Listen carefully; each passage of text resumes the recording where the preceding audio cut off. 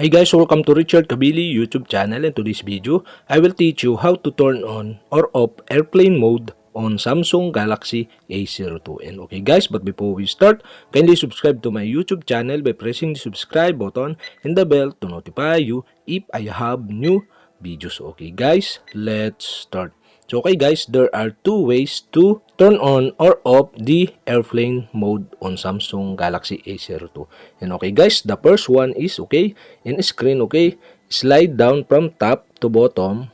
And okay guys, here you can see the airplane mode. Okay, you can see the airplane mode icon here. Okay, you'll have to do is tap this to turn on the airplane mode. And okay guys, if turn on, okay, you can see the airplane mode icon on the status bar. So okay, to turn off again, okay, you'll have to do is tap again the airplane mode.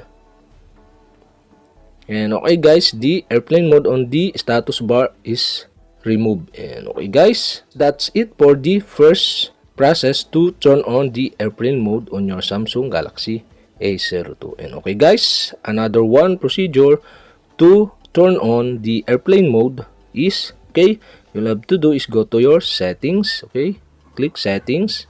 In settings, okay, go to connection, tap the connection or click.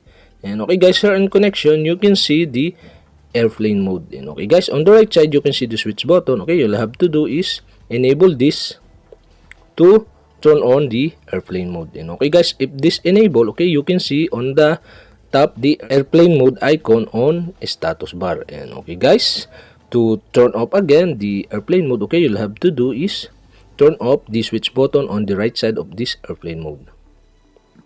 And the airplane mode icon on the status bar is removed.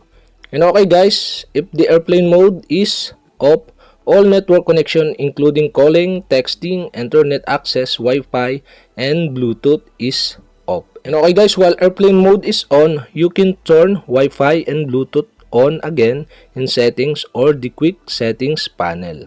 And okay guys, that's it. We have successfully turned on or off airplane mode on Samsung Galaxy A02. And okay guys, if you have a question, kindly comment below and don't forget to hit the subscribe button and the bell to notify you if I have new videos. Okay guys, thank you for watching.